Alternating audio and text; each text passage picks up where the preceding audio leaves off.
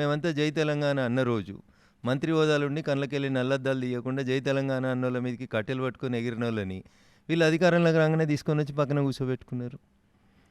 Pink colour ఈ రాష్ట్రంలో అధికారంలో ఉన్నప్పుడు 3 రంగుల జెండా మీద గెలిచిన వాళ్ళందరినీ తీసుకొచ్చుకొని వీళ్ళందరూ పెట్టుకున్నారు. వాళ్ళకి అవసరం లేదు ఆ రోజు. ఏ అబద్ధాలని, ఏ తప్పుడు ప్రచారాలని, ఏ మాటలనైతే ఆ రోజు మీరు కాంగ్రెస్ పార్టీకి వెళ్ళి ఎమ్మెల్యేలను కొనుగోలు చేసుకున్నప్పుడు చెప్పించిండ్రో, నియోజకవర్గాల అభివృద్ధి జరగాలంటే అధికార పార్టీలకు పోవాలి. ఈ దేశంలో ఇట్లాంటి సిద్ధాంతం ఎప్పుడు లేదు. ఆ దుష్ట సాంప్రదాయానికి వాళ్ళు తెరలేపిండ్రు. వాళ్ళు తెరలేపిన దాన్ని ఇప్పుడు వీళ్ళు వచ్చిన వాళ్ళు చేస్తూ ఉన్నారు. కాంగ్రెస్ అధికారంలోకి రాగానే పింక్ కండువాలు పక్కన మారేసి మళ్ళీ పోయి 3 రంగుల కండువాలు వేసుకుంటా ఉన్నారు. కానీ అప్పుడైనా ఇప్పుడైనా పార్టీ మారకుండా సిద్ధాంతం కోసం ప్రజల పక్షాన నిలబడేది ఒకరున్నా, ముగ్గురమున్నా, 8 మంది ఉన్నా నిలబడేది ఎవరన్నా అంటే అది బీజేపీ వాళ్ళే.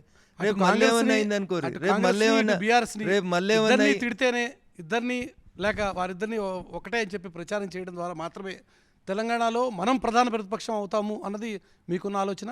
ఇప్పుడు నేను చెప్పిన దాంట్లో ఒక్క తప్పేమని ఉంటే చెప్పుర్రి.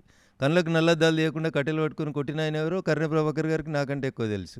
కొట్లాడిన కర్ణె ప్రభాకర్ గారికి ఎమ్మెల్యే సీటు ఉండదు.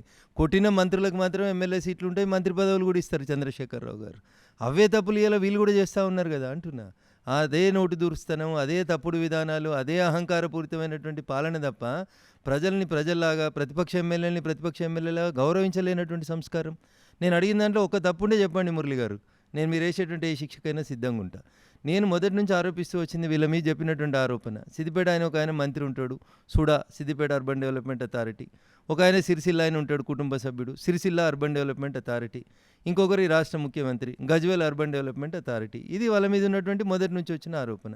ఇలా కొత్తగా ఈయన వచ్చింది, ఈయన ఏం మారిండి సరే, ఈయన Kodangal urban development authority. What is the change your observing Murali గారు? ఏం తేడా కనబడుతుంది? వీళ్ళిద్దరు కూడా మర్చిపోయింది ఏంటంటే మేము 119 నియోజకవర్గాలకు ఎమ్మెల్యేలు అనే విషయాన్ని ఇద్దరు మర్చిపోయినరు. నాటి ముఖ్యమంత్రి చంద్రశేఖరరావు గారు మర్చిపోయినరు, నేటి ముఖ్యమంత్రి రేవంత్ రెడ్డి గారు కూడా అంతే.